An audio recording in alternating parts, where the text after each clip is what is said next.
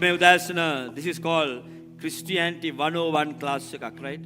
ඒ කියන්නේ 101 කියන්නේ basic ම එකක්. නමුත් මේ 101 එක අල්ලගත්තේ නැතිනම් ඔබට ප්‍රශ්නයක්. වාහන පදින ඕන කෙනෙක් දන්නවනම් වාහන ඉස්සෙල්ලාම දාන්න ඕනේ මොන ගියර් එකද පාස්ටර් බෙන්ජමින්? ෆස්ට් එක දාන්න ඕනේ. බාට පාස්ටර් බෙන්ජමින් මේක වැඩි දන්නවා. ෆස්ට් එක දාන්න නැතුව සෙකන්ඩ් එකට දාන්න බැරිද පාස්ටර් බෙන්ජමින්? පුළුවන්. ෆස්ට් එකට දාන්න නැතුව සෙකන්ඩ් එකට දාන්න බැරි කමක් නැහැ. මොකද වෙන්න යන්නේ? පික් අප් නැහැ. ටික කාලයක් යනකොට ගියර් බොක්ස් එකේ ප්‍රශ්න ටිකක් එන්න යනවා. ඒ යන්න ඕනේ සිස්ටම් එකක් තියෙනවා. මේ ඇදහිල්ල නැමැති ගමන තුලත් සිස්ටම් එකක් තිබෙනවා. ඒ සිස්ටම් එක ඔබ හරියට අල්ලගන්න ඕනේ. සමහරක් වෙලාවට අපි නොඑක ආකාර පසුබිම් වලින් එනවා, නොඑක ආකාර පල්ලි වලින් එනවා, නොඑක ආකාර මොකද කියන්නේ ඩිනොමිනේෂන්ස් වලින් එනවා, නොඑක ආකාර සම්ප්‍රදායික ඉගැන්වීම් වලින් එනවා. මේ හේතු නිසා සමහරක් වෙලාවට රාජ්‍ය සත්‍යතාවයන් අපිට අල්ලගන්නට අමාරු වෙනවා. ඉතින් මේ මූලික දේ හරියට අල්ලගත්තේ නැති වෙනකොට නැත්නම් මූලික විශ්වාසයන් වැරදුනොත් ඔබේ මුළු ජීවිතේම වැරදෙන්න තියෙන ප්‍රතිශතය වැඩි. එනිසා තමයි මේ උදෑසන මේ මාතෘකාව ගැන කතා බහ කරන්නට අපි යන්නේ. Save by grace ද අනුග්‍රහයෙන්ද ගැලවීම ලබන්නේ. ඒක 100%ක් සත්‍යතාවයක්ද එපිසි 2:8-9 මා සමග යන්ට. මොකද ගොඩක් වෙලා අපි සාක්ෂි දානකොට අපි කියනවා දෙවියන් වහන්සේගේ අනුග්‍රහය කරුණාව නිසා මම ගැලවීම ලැබුවා. සත්‍යතාවයක්. නමුත් සම්පූර්ණ සත්‍යතාවයද දැන් බලන්න.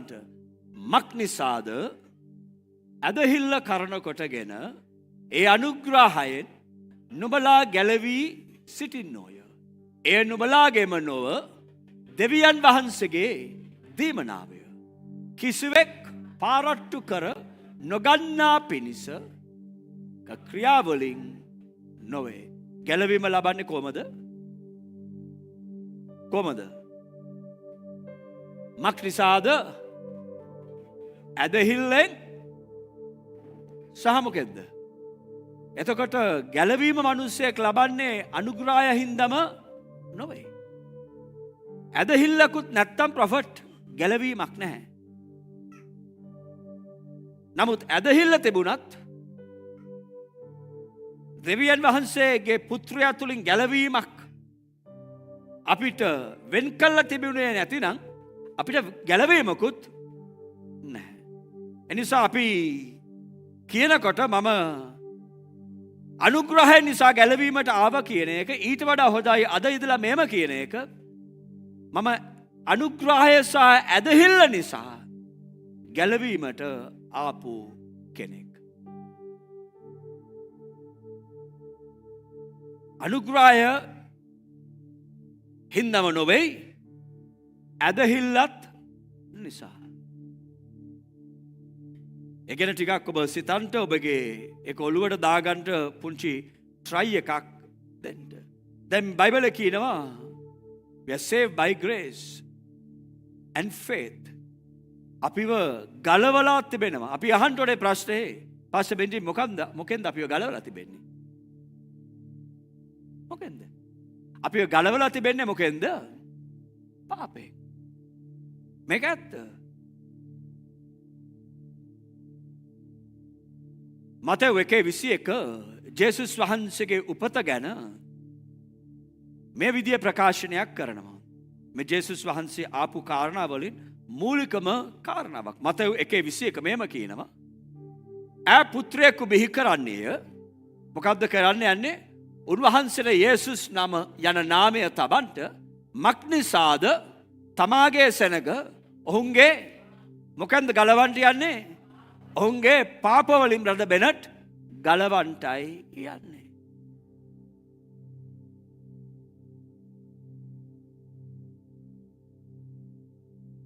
ජේසුස් වහන්සේගේ ඉගැන්වීම් තුලින් සඵලත්වය එනවා. ජේසුස් වහන්සේගේ මරණීය නැමැති ක්‍රියාව තුලින් තමයි පාපයට සමාව ලැබෙන්නේ. ඉගැන්වීම තුළින් සපලත්වය ඔක්කොම එනවා. නමුත් පාපයට සාපයට විසුදුමාවේ ඉගැන්වීමක් තුළින් නොවෙයි. ඒකට විසුදුමක් ආවේ ජේසුගේ ජීවිතය පූජා කිරීමකි. ඒක අමතක කරන්න එපා. එන අපිව මා ගැලවීම ලබන්නේ අනුග්‍රහයෙන් සහ ඇදහිල්ලෙන්. මා ගැලවෙන්න මොකක්ද? මං ගැලවෙන්නේ පාපෙන්. ඒක ඔබ අල්ල ගන්නටම ඕනේ. දැන් මේ පාපය කියන්නේ මොකක්ද? අදහස් කීපයක් ඉතාමත් ඉක්මනට. ඔබ දන්න දේවල්. නමුත් මම කිව්වා මේ ක්‍රිස්තියානිටි 101 පාඩමක් ඔබ එක්ක කරන්න මේක අල්ල ගන්න. නම්බර් 1 පාපයේ තිබෙන්නා වූ ප්‍රතිඵල, right? The effects of sin. Number 1 මනුෂ්‍යව දෙවියන් වහන්සේගෙන් වෙන් කරනවා. පාපය තමයි මනුෂ්‍යව දෙවියන් වහන්සේගෙන් වෙන් කරන්නේ. ඒත් එක්කම පාපය නිසා තමයි මිනිස්සු දෙවියන් වහන්සේගෙන් දුරස් වෙන්නේ, නැත්නම් ඈත් වෙන්නේ. ඔබ දන්නවද ගොඩක් වෙලාවට වෙන්වීමකට පෙර ශිෂ්‍ය ශාන්තනිය ඇති වෙන්නේ දුරස් වීමක්. නේ ටිකක් හිතන්න. ගොඩක් වෙලාවට වෙන්වීමකට පෙර ඇති වෙන්නේ මොකද්ද? දුරස් වීමක්. තමා කසාද බැදලා නම් තමාට මේක තේරෙන්න ඕනේ. කසාදයක වෙන්වීමකට පෙර ඇති වෙන්නේ මොකද්ද? දුරස් වීමක්. දුරස් වීමකට පස්සේ තමයි ගොඩක් වෙලාවට ඇති වෙන්නේ මොකද්ද? වෙන්වීමක්.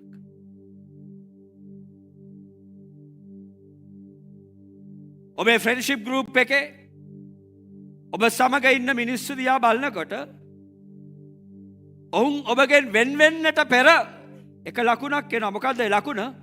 ඔහු ඔබෙන් දුරස් වෙනවා. මම නිතරම ඒ ගැන ටිකක් බලනවා. මම දකිනවා ඩිෂාන් ඩිසිල්වාගෙන් දුරහින් වගේ ඉන්න හදන කට්ටිය දිහා බැලුවා මට තේරෙනවා මේ වෙන් වෙන්න තමයි try කරන්නේ. කමක් නැහැ. නමුත් වෙන් වෙන්නට පෙර මොකද කරන්නේ? දුරස් වෙනවා. දැන් මේ නායකත්වයේ ඉන්න කට්ටිය මම කියන දේවල් හොඳට අල්ලගන්න.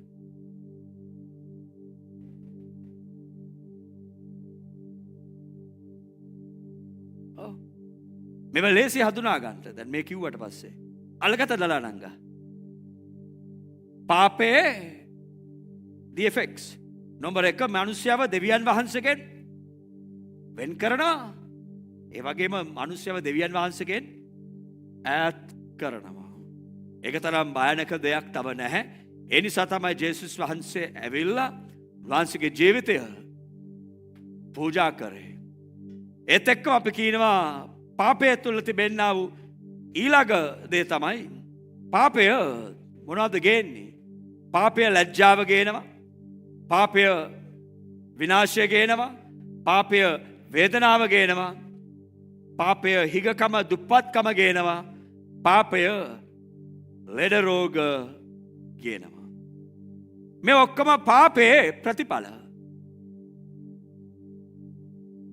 මේ ඒ ලයිස්තුවේ තිබෙන මොකක් හරි දෙයකට කවුරු කැමති කෙනෙක් ඉන්නවද? දැන්ට මොනවද කැමති ලයිස්තුවේ? කියන්න බලන්නකෝ.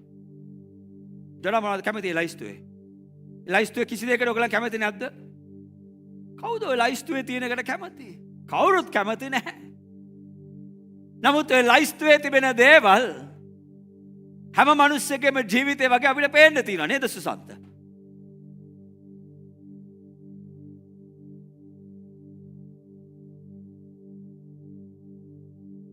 ඒ ඇවිල්ලා පාපේ ස්වභාවය, පාපේ බලය.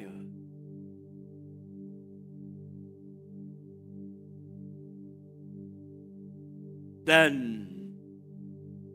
බයිබලයේ කියනවා අනුග්‍රහය සහ ඇදහිල්ල කරනකොටගෙන මිනිස්සෙකුට ගැලවීම ලබාගත හැක. එන අපි අහන්න ඕනේ ප්‍රශ්නය තමයි ජනාබෝයි මේ අනුග්‍රහය කියන්නේ මොකද්ද? What is grace? ඇතර දෙවියන් වහන්සේගේ අනුග්‍රහය කියන්නේ මොකද්ද? දැන් මේකට විස්තර ගොඩක් දෙන්න පුළුවන්. මම සරල උත්තරයක් දෙන්න යන්නේ. මේ බයිබල් එක right. අනුග්‍රහය කියන්නේ දැන් අපි පර්ස් එකක් තියෙනවද ඔය ගාතේ පුතා? යෝහන්. මෙයාගේ පර්ස් එක මෙතන තියෙනවා තවත් ලේසි. මේකකුත් තියෙනවා මොකක්ද දන්නේ ඒක බලමු.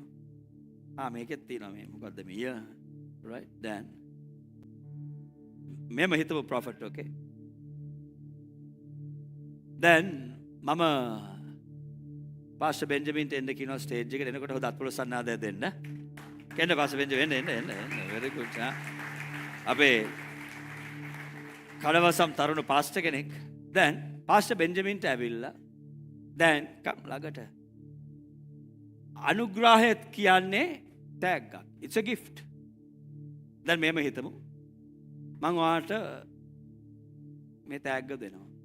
දෙනවා කීයක් ගෙව්වද ඒකට? පාස්ටර් බෙන්ජමින් මුකුත් ගෙව්වද ඒකට? නැහැ. ඔහුට ලැබුණේ මොකද්ද? මේක ඔහුට ලැබුණේ තෑග්ගක්. තෑග්ගක් කියන්නේ නොමිලේ ලැබෙන්නා වූ දෙයක්.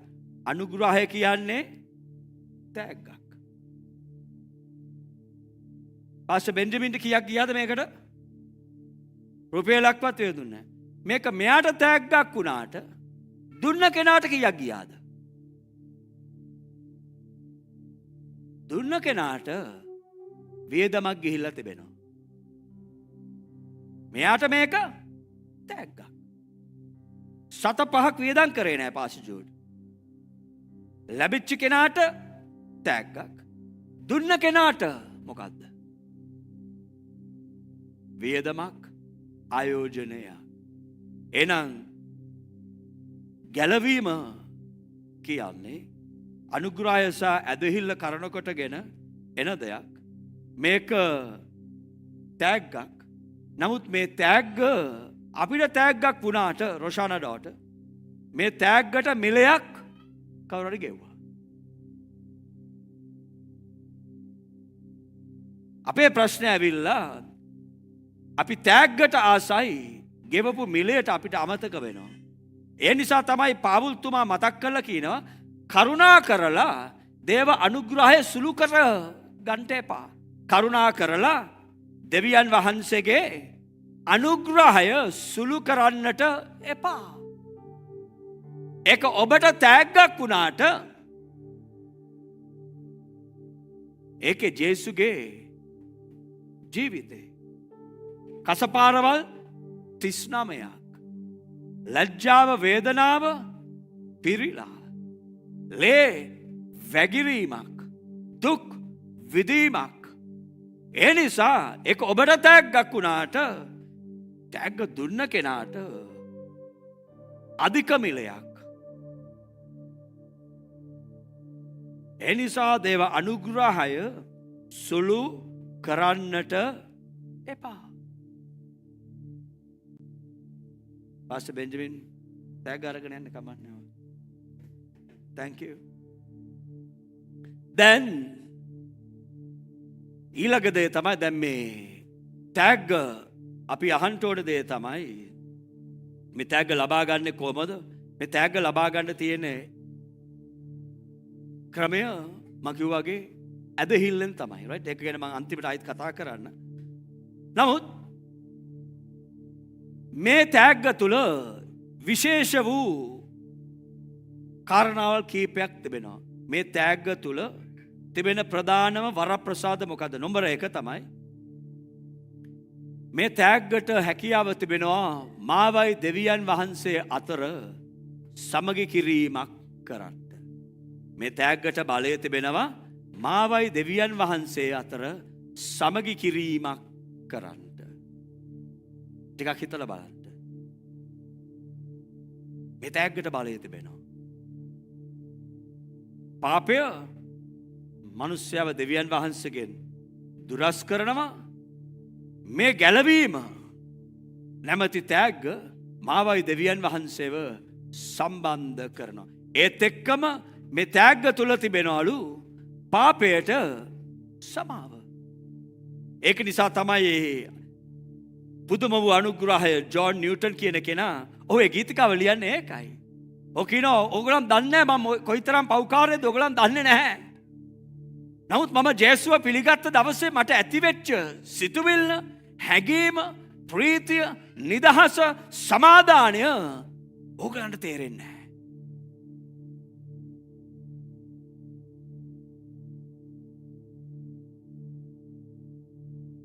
පවුල්තුමා මෙම කියනවා.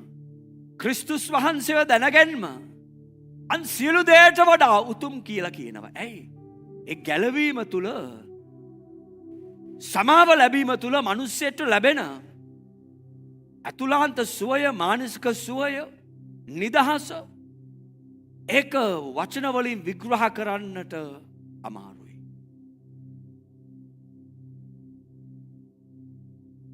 ඒක අත්දැකලා තිබෙනවා නම් ඒක වටිනාකම ඔබ දන්නවා. ඒක හරියට අත්දැක්කපු කට්ටිය ඒක හැමදාම සමරනවා. ඒක හැමදාම අගේ කොට සලකනවා. මොකද ඒක ඔබේ ජීවිතයේ විශේෂමද. ඒ වගේම අපි කියනවා it also brings freedom from curses. මේ තෑග්ග තුල තිබෙන ඊළඟ දේ තමයි සාප වලින් මිනිසාට එළියට එන්න මාර්ගයක් තිබෙනවා. සාප වලින්.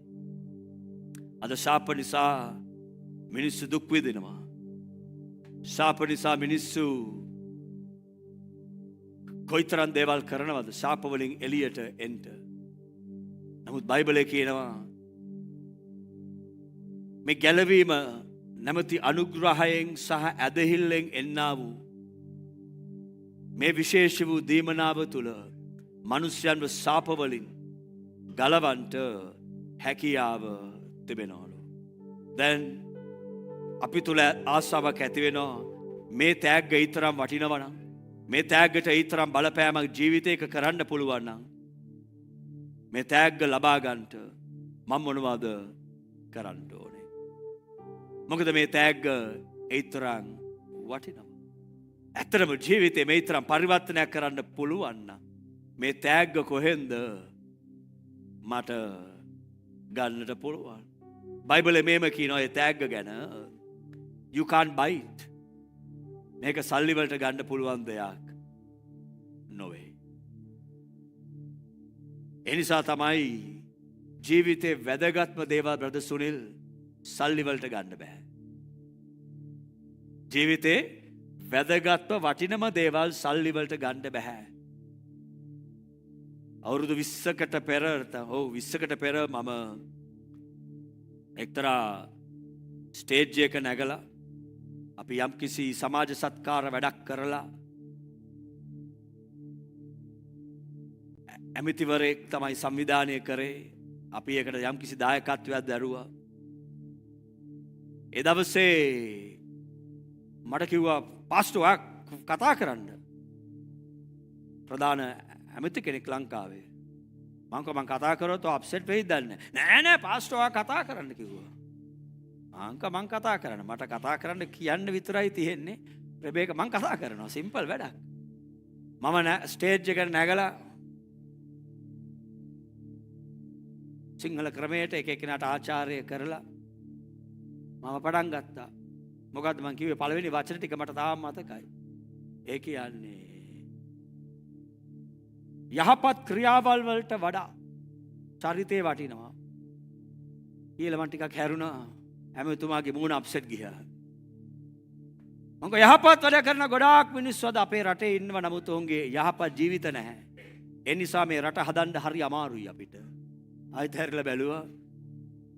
එයාට තේරුණා දැන් වැඩේ හරි තමයි. මං අපේ රටේ ප්‍රශ්නයක් තිබෙනවා. මේ ලෝකේ ප්‍රශ්නයක්. මිනිස්සු සල්ලි හම්බ කරන්න සැහැන්ට මහන්සි වෙනවා. සමහරක් මිනිස්සු හොරකම් කරලා සල්ලි හම්බ කරනවා. සල්ලි වල ඔවුන්ට හිතනවා ඔවුන් හොයන දේ ඔවුන්ට හම්බ වෙයි කියලා. දැන් මට පේනවා මම කතා කරනකොටනේ මගේ අමුතු හැකියාවක් තිබෙනවා. මට කතා කරනකොට මට 360 degrees පේනවා. මේක ඇත්ත. මට 360ම පේනවා. අමුතු සිස්ටම් එකක් ඒක. ඒක දෙවියන් වහන්සේ මට දීලා තියෙන හැකියාවක්. ඔව්. මම මීටින් එක වාඩිලා කතා කරනකොට මට වටේම පේනවා. නමුත් කට්ටිය තියේතෝ එක තැනක බලාගෙන හිටියා. මම මෙතන බලාගෙන හිටියොත් අතන පේනවා නාය හරනවා. මට පේනවා. ඈරුම් යනවට පේනවා. මේ මානිනවා මට පේනවා. ඒක මට දෙවියන් වහන්සේ දීලා තියෙන හැකියාවක්. ඔව්. ඒක කැදවීමත් එක්ක එන්නේ. ඔව්. ඇත්ත කියන්න එපා. කැදවීමත් එක්කයි එන්නේ. ඔව්. කැදවීම ලැබුවම ඒක ලැබෙනවා. right. ඊට ප්‍රොෆට් මම එහෙම කිව්වා ගොඩක් කට්ටිය ඊට පස්සේ අවුරුදු 20කට විතර පෙර එදා තමයි මම අර කතාවක් කිව්වේ. අද ටිකක් ප්‍රසිද්ධයි මේ කතාව ගොඩක්. මං කිව්වා සල්ලි වලට ගන්න බැරි ගොඩක් දේවල් තිබෙනවා. කෑම ගන්න පුළුවන් වුණාට බඩගින්න ගන්න බෑ. සල්ලි වලට ඇදක් ගන්න පුළුවන් මැට්‍රස් එකක් ගන්න පුළුවන් නමුත් සල්ලි වලට නිින්දක් ගන්න බෑ. කරලා සාකච්ඡාව කරලා මට ඇමතුමා කිව්වා පාස්ටර් මගේම වාහනේ නගින්න කිව්වා. මම බයත් වුණා. නගින මහත් එක්ක මං කිව්වා. කරයිට්. මොකද්ද පාස්ටර් කරපු කතාව කියලා මගෙන් ඇහුවා. මං කිව්වා මොකද්ද වැරද්ද ඒකේ? මගේ ප්‍රශ්නේ හරි සරලයි. මොකද්ද ඕකේ තිබුණ වැරද්ද?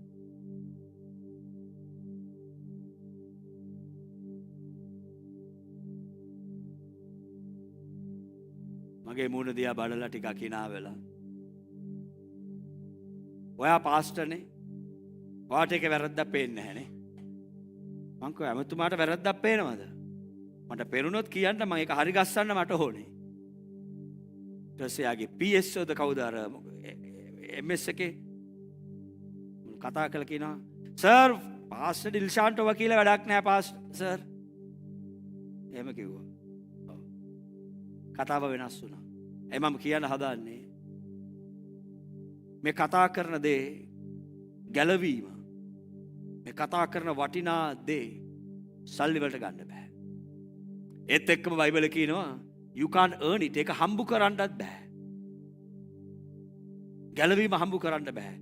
කොච්චර ඔබ යහපත් ක්‍රියාවල් කෙරුවත් ඔබ ධන ගහගෙන යාඥා කරත් පෑ 24ම නොකා නොබී හිටියත් ඔබට මේක හම්බු කරන්න බෑ.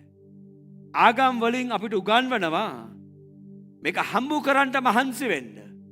දැකලා තිබෙනවනේ ආගමික ක්‍රියාවල්. මේක හම්බු කරන්න මහන්සි වෙන්න. මේක හම්බු කරන්න පුළුවන් දෙයක් නෙවෙයි. මේක අනිත් පැත්ත තමයි ලලනංග. මේක හොරකම් කරන්නත් බෑ. මේක හොරකම් කරලා හරි ගන්න තිබුණා නම් අපි උන් ඒක හරි කරනවනේ. මේක හොරකම් කරලා ගන්නත් බෑ. හොදෙන් නැත්තම් රද සුනිල්නේ නරකින් හරි අපි වැඩේ කරන අවශ්‍ය නම් මේක එහෙමත් කරන්න බෑ. මොකද ප්‍රොෆට් මේක හැමෝටම දෙන්න ආස හිතුණත් හැමෝටම මේක දෙන්නත් බෑ. මේක තමයි මේකේ තියෙන වෙනස. මට ආසයි පුළුවන් නම් ඔයගලන්ට මේක දෙන්න මට දෙන්න බෑ. මට බෑ. ඒ නිසා තමයි පාස්ටර්ස්ලා මාත් එක්ක තරහ වෙන්නේ. ලංකාවේ යනකොට මට කියනවා පාස්ටර් අර කට්ටිය ඔක්කොම මම තමයි ගැලවීමට ගෙනාවේ. ඉතින් මම කතා මගේ ආගෙන ඉන්නවනේ මගේ දේශනා කොමත් කට්ටිය. මම ඉතින් හිමේ ඉඳලා මට කලින් hina යනවා. ඇයි පාස්ටර්? මං කව මට දුකයි ඔය මිනිස්සු ගැන. ඇයි? තමුසෙද ගැලවීමට දුන්නේ? ඔව් පාස්ටර්. මං කව අපෝ බලනවා උන්ගේ හැටි. තමුසේ වගේමයිනේ ණයයිනේ තාම. ලෙඩයිනේ. බලනවාක වනචරයිනේ තාම. සෞත්තුයිනේ. පිළිවෙලක් නැහැනේ. ඩිසිප්ලින් එකක් නැහැනේ. මොකද ඔයානේ ගැලවීම දුන්නේ. ඒ ජේසු ගැලවීම දුන්නා නම් මේව වෙනස් වෙනවා. ආමෙන්. ඔව්. අස මම තමයි මේගොල්ලම ගැලවීමට ගෙනාවේ. මම දැන් අවුරුදු 30ක් සේවය කරනවා. ඇත්තට මට තාම එක්කෙනෙක්වත් ඩිෂාන් ඩිසිල්වට බැහැ ගලවන්න. නමුත් දේශනා කරලා ලෝකේ වටේ ලක්ෂ ගණන් මිනිස්සු ගැලවීමට ඇවිල්ලා තිබෙනවා.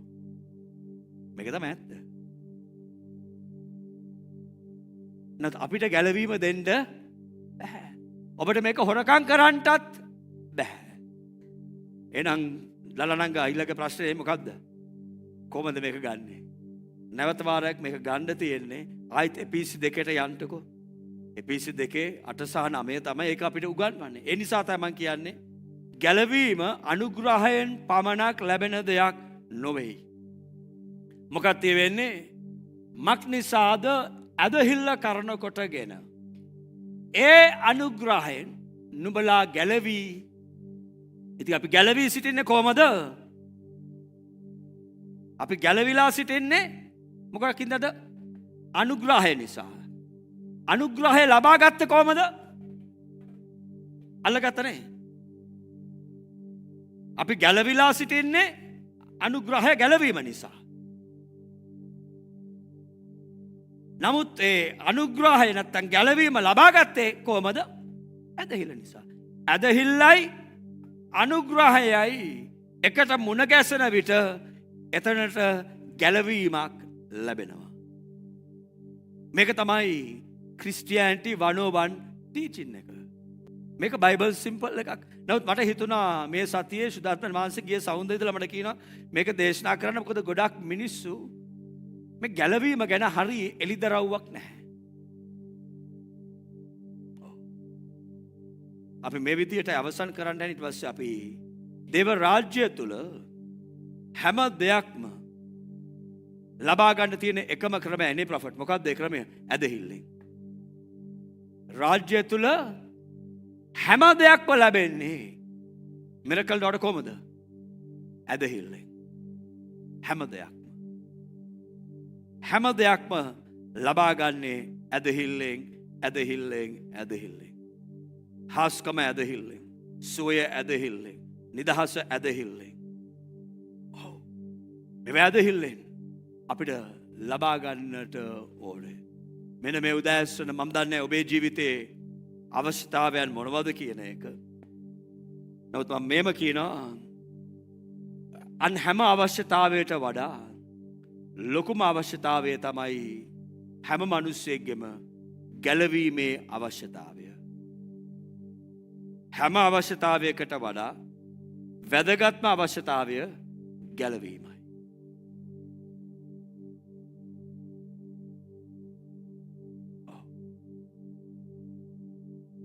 ඔබ තාම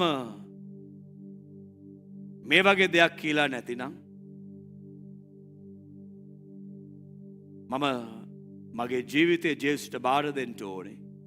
මා කර තිබෙන්නා වූ පාපවලින් මට සමාව ඉල්ලන්න ඕනේ. මම ජේසුගේ ඇදහිල්ලට ඇතුල් වෙන්න ඕනේ.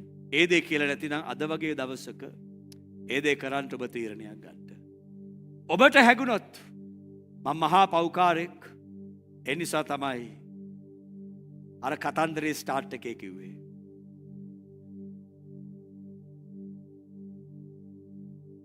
ඒ කතන්දරේ ස්ටාර්ට් එකේ කිව්වේ ඒකයි.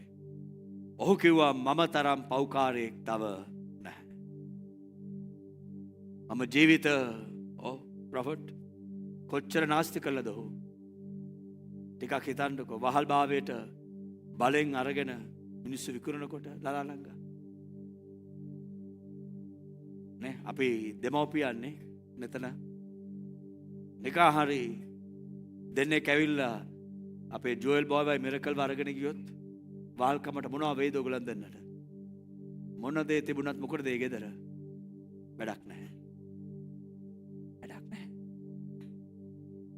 මේක අනිත් පැත්ත ළමයින් ටිකට ගෙදර ඉන්නකොට යාගේ අම්මව තාත්තව බලහත්කාරකමෙන් වහල්කමට අරන් ගියොත් ඒ ළමයින්ට මොකද? මේ මිනිස්සු කියනවා මම ඒ වගේ මිනිහෙක්. ඒ වගේ පව්කාරයෙක්. ජීවිත නාස්ති කරපු මිනිහෙක්. මට මං ගැන හිතනකොටම නමුත් ඔහු කියනවා ඒ දෙවියන් වහන්සේ මාව ගැලෙව්වා. මට අමුතු තෘප්තියක් ලැබිලා තිබෙනවා. මේ උදෑසන අපි කතා කරන්නේ ඒක ගැනයි. ඔබ තාම මේ ජේසුට ඔබේ ජීවිතේ බාර දීලා නැතිනම් මේ උදෑසන ඉස්සෙල්ලාම කරන්න ඕනේ ඒ දේ.